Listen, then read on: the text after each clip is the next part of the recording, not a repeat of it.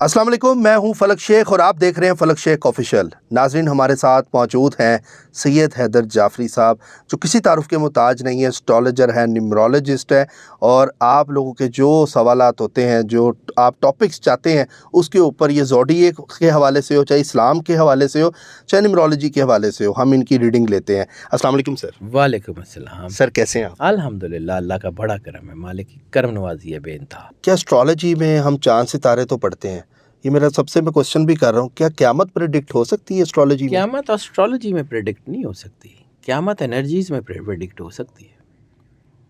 Energy, मैंने आपको पहले भी कहा है, एनर्जी अल्लाह है, अल्लाह है। ठीक है। क़यामत के बारे में देखें, क़यामत आएगी तो क्या होगा मुझे नहीं पता, मेरी औकात हैसियत भी नहीं है कि मैं उसके ऊपर गुफ्तगू करूँ। वो अल्लाह जाने, उसका रसूल जाने। क़यामत में आना है सरकार इमाम महदी अलैहिस्सलाम ने, सरकार साहिबुल असर व ज़मान ने तशरीफ़ लाना है, ईसा अलैहिस्सलाम ने तशरीफ़ लाना है। बिल्कुल सर। वो मालिक है, वो जो चाहें, जब चाहें, जैसे चाहें करें।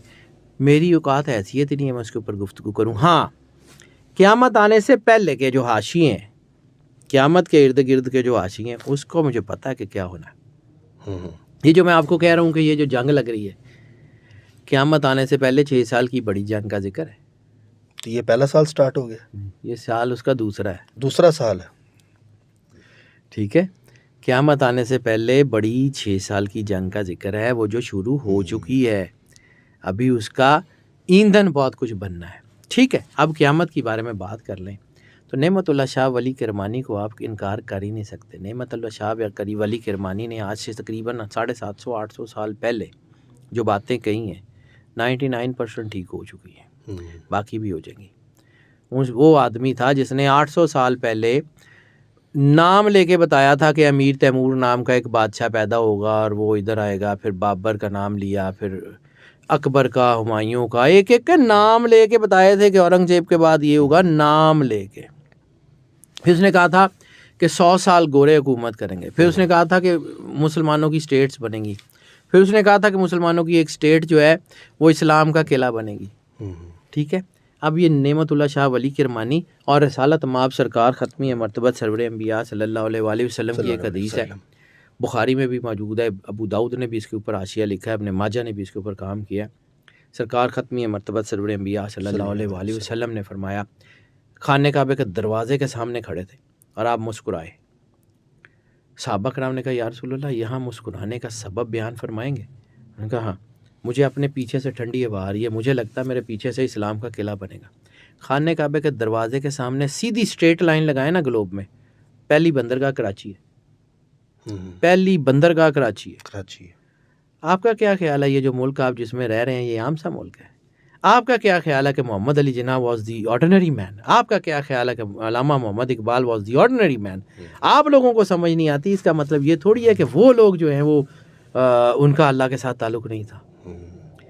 और ये बात पक्की है कि पाकिस्तानी कौम को फंड इसलिए पड़ रही है कि ये अपनी मोहसन कुश है। इन्होंने कायद आज़म मोहम्मद अली जिन्ना का कत्ल किया, इन्होंने कहा अल्लामा मोहम्मद इकबाल के हेरिटेज पे डाका डाला, इन्होंने जो है वो मोहसिनों का, अब्दुल कदीर खान जैसे मोहसिनों को जो है वो उनकी कदर नहीं की, उनकी तजलील की। तो इसकी वजह से चित्तर पाड़े, वो पढ़ने ही पढ़ने हैं, जो मर्जी हो जाए। ये 2024 मकाफात अमल का साल है, ये करके जाएगा, दुनिया देखेगी होता क्या है। ये इतना आसान नहीं है। सर, पाकिस्तान को कौन कौन से ममालिक से खतरा है? मैं पहले वो ज़रा उसकी बात कर लूँ, फिर मैं पाकिस्तान के बारे में आता हूँ, क्योंकि वो असल में सीक्वेंस टूट जाएगा। ठीक। वो जो जंग की बात कर रहा हूँ ना, वो जो 6, उसमें जो जंग होगी ना, उसमें ये पाकिस्तान इस्लाम के किले के तौर पे सामने आएगा। अभी तो कुछ भी नहीं है, अभी तो हमारे पास पैसे नहीं है खाने के, अभी तो हमने करप्ट लोगों की फसलें उगाई हुई हैं, अभी तो हमने बेईमानों का, बद किरदारों का जो है वो पूरी नर्सरियाँ लगाई हुई हैं। लेकिन ये सारी वो नर्सरियाँ हैं, ये वो सारे वो जंगल हैं जिनको आग लगेगी। कैसे लगेगी, कब लगेगी, मुझे नहीं पता। लेकिन याद रखिएगा कि कोई एक आदमी ऐसा उठेगा जो ये सारे निज़ाम को बदलेगा। वो हो सकता है कि कोई अंदर ही हो सकता है कि वो आ गया हो। कोई ना कोई एक ऐसा आदमी आएगा जो तबाही फेर देगा सारे निज़ाम की, और ये होगा, ये कुदरत की तरफ से लिखा हुआ है। क्योंकि इस इलाके ने जो है वो इस्लाम का किला बनना है। बड़ी इमाम सरकार ने फरमाया था कि जहाँ मैं दफन किया जाऊँगा वहाँ इस्लाम का किला तामीर होगा। 250 के 300 साल 350 साल हो गए बरी इमाम को। जब 350 साल पहले बरी इमाम की तदफीन हुई थी तो वो तो जंगल में हुई थी। जंगल में हुई थी। इस्लामाबाद शहर तो 1963 से पहले था ही नहीं। रावलपिंडी शहर दूर था। ये तो जंगल के दरमियान में रौज़ा था बरी इमाम का। यहाँ इस्लाम का किला कैसे तमीर होना था? फिर बरी इमाम के गिर्द ही इस्लामाबाद है ना। बरी इमाम के गिर्द ही सारा इस्लामाबाद है ना। बिल्कुल।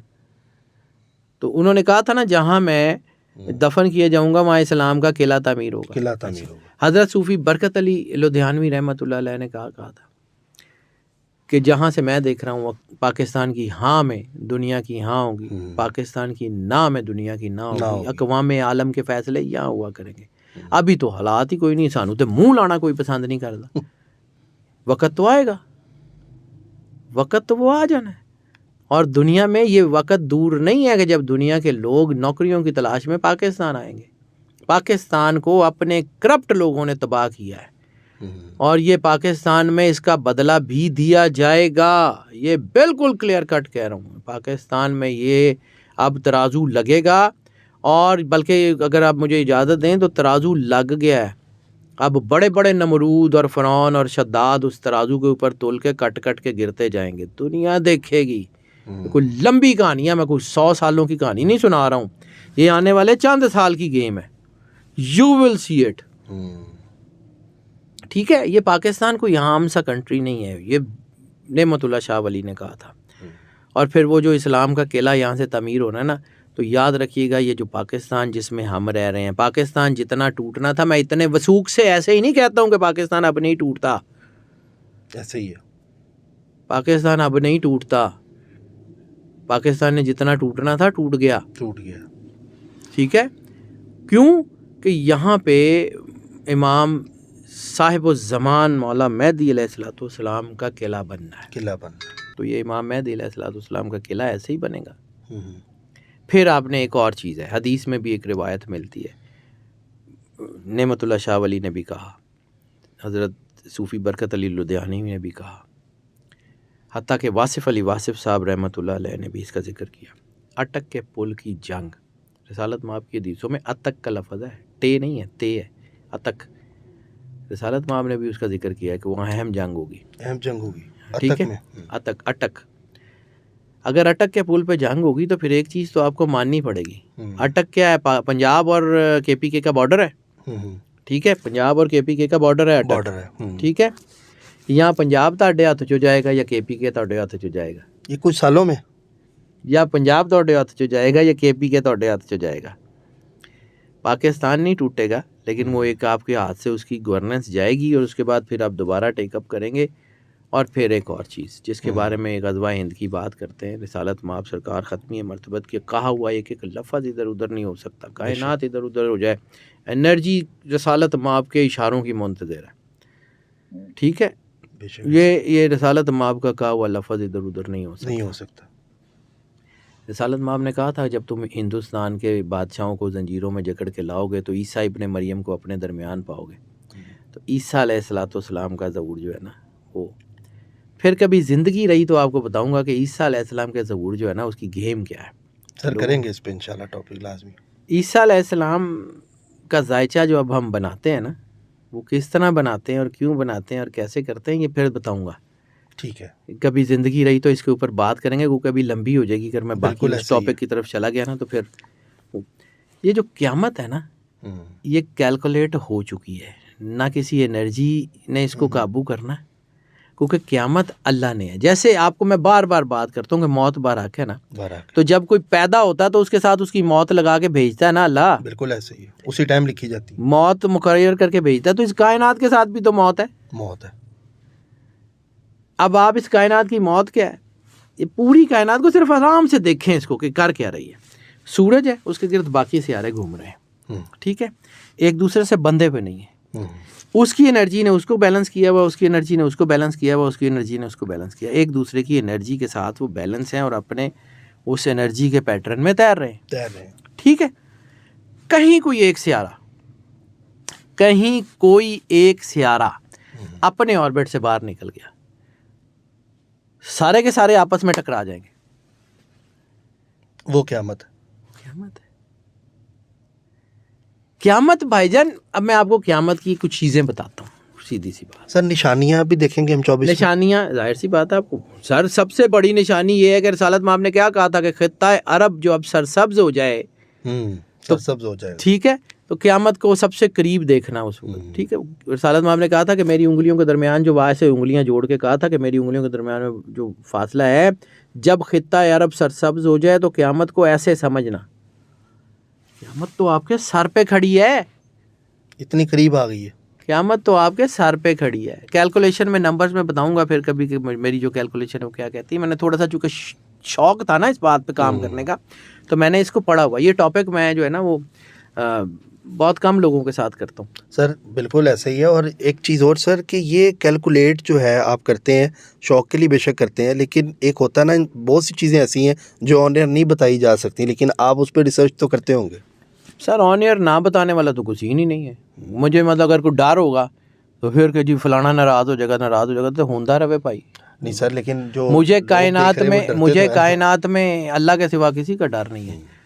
और मैं जिसकी औलाद हूँ, मौला कायनात इमाम अली अलैहिस्सलाम की औलाद हूँ। सादात, अगर मेरा सादात का घर है तो भाईजान मौला अली अलैहिस्सलाम से किसी ने सवाल किया था कि मालिक जहाँ पे घमसान का रन होता है आप वहाँ लड़ते हैं, आपको डर नहीं लगता? तो मौला कायनात का जो जवाब है ना, वो कायनात का सबसे बड़ा जो है ना वो सुप्रीम लॉ है। मालिक ने फरमाया था, मौला अली अलैहिस्सलाम ने, मौला कायनात ने, कि ज़िंदगी की, मेरी ज़िंदगी की सबसे बड़ी मुहाफ़िज़ मेरी मौत है। जब तक वो नहीं आएगी कोई तलवार मुझे काट नहीं सकती, और जब वो आ जाएगी तो कोई ढाल मुझे बचा नहीं सकती। वाह। तो जिस दिन मौत आ जानी, देखें। सर जिस दिन मौत आ जानी है उस दिन आ जानी है, मौत का काहे का डर। और सबसे कायनात का खूबसूरत लम्हा ही मौत है जब आपने अल्लाह के सामने जाना। डर तो उसको हो ना जिन्हों जाके होवे कि यार मैं उन्होंने मुंह किस तरह दिखावांगा। मौत तो इंतहाई खूबसूरत है। मौला अली अकबर अलैहिस्सलाम से मौला हुसैन ने पूछा था कि मौत के बारे में तुम्हारा क्या ख्याल है? उन्होंने कहा जी मौत शहद से ज़्यादा शीरी है। उन्होंने कहा था कि हम मौत पे ऐसे झपटते हैं हम मौत पे ऐसे झपटते हैं जैसे भूखा भेड़िया भेड़ों के गले पे, हम तो मौत के पीछे दौड़ रहे हैं। सर ये कायनात के मालिकों का घर है, ये एंटायरली डिफरेंट एंटिटी के लोग हैं, ये हमें समझ नहीं आएंगे। खैर, कम टू द पॉइंट। जी सर, ये जो क़यामत है ना, ये क़यामत अल्लाह का बनाया हुआ सिस्टम है। ये कब आना है कब नहीं आना इसका अल्लाह के पास है, लेकिन कैसे आना है उसका सिस्टम अल्लाह ने बता दिया हुआ। सबसे पहले सूर फूंकने की बात करते हैं। सूर फूंकनी जाएगी सूरत दुखान में। जब सूर फूंका जाएगा तो इनके दिमाग फट जाएंगे, ठीक है। साइंस ये कहती है कि जितनी मर्जी बड़ी आवाज़ हो, कान के पर्दे फटेंगे, दिमाग नहीं फटेंगे। अब आप इसको थोड़ा सा साइंटिफिकली सोचें। बाजा कैसे बजता है? टुबलो फूंक मारने से, ठीक है। और एक होता है वापस खींचने से, जैसे सक्शन पंप्स होते हैं। अब ज़रा क़यामत को ज़रा ज़हन में रखिएगा, मैं आपको एक टेक्निकली चीज़ें समझाता हूँ। इस ज़मीन के गिरदा सबसे ज़्यादा एयरस्फीयर, ठीक है। बाकी चीज़ें हैं हॉलो। किसी भी वक्त ओजोन लेयर फटती है, हवा तेज़ी से बाहर निकलेगी, सक्शन बनेगी, दिमाग फट जाएंगे, पिचक जाएंगी ना चीज़ें, दिमाग फट जाएंगे। ज़मीन की मौत अल्लाह ने लगा के भेजी हुई है। अब अगर आपकी ओजोन लेयर में इस वक्त सुराख होने शुरू हो गए हैं, जिस दिन आपका एयरस्फीयर बाहर निकला, हवा ख़त्म हो जाएगी, ज़िंदगी ख़त्म। अब कायनात में दो एंटी चीज़ें हैं, ऑक्सीजन और हाइड्रोजन। हाइड्रोजन हाईली एक्सप्लोसिव है, ऑक्सीजन फायर एजेंट है। दोनों आग हैं, इन दोनों आगों को मिला के अल्लाह ने पानी बनाया हुआ है। जिस दिन ऑक्सीजन हवा ख़त्म हुई, क्या होगा? ऑक्साइड ब्रेक हो जाएगा। ऑक्साइड ब्रेक हुआ, हाइड्रोजन पैदा हो जाएगी, पानी ख़त्म हो जाएगा, क़यामत आ जाएगी। और क़यामत कितों आनी, खत्म हो जाएगी कायनात। मौत तो जितने भी जी रहे हैं लोग जो जिंदगी में, वो सब डेथ हो पानी खत्म, दैट्स इट। वो तो क़यामत, दुनिया क़यामत तो सर अल्लाह ने ज़मीन बनाने से पहले इसके साथ मौत लगा के भेजी हुई है। क़यामत का तो मतलब ये है। चांद देख लें, चांद के ऊपर क्या कहा जाता है कि यहाँ कभी हवा थी, समुंदर थे,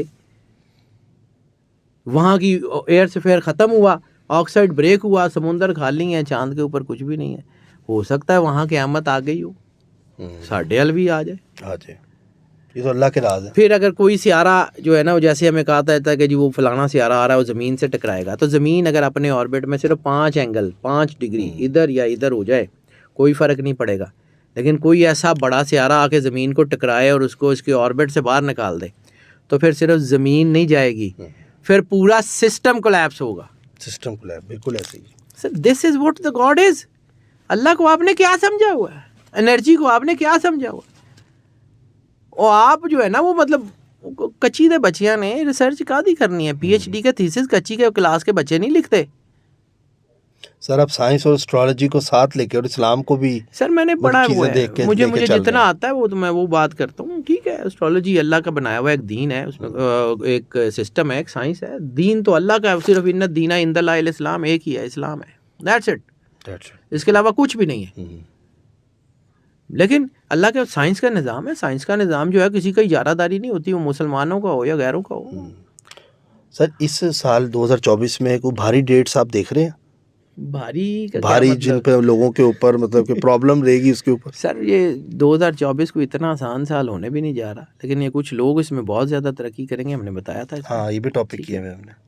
कुछ लोग बहुत तरक्की भी करेंगे, ये तो इंडिविजुअल है, पर्सन टू पर्सन स्पेसिफिक है।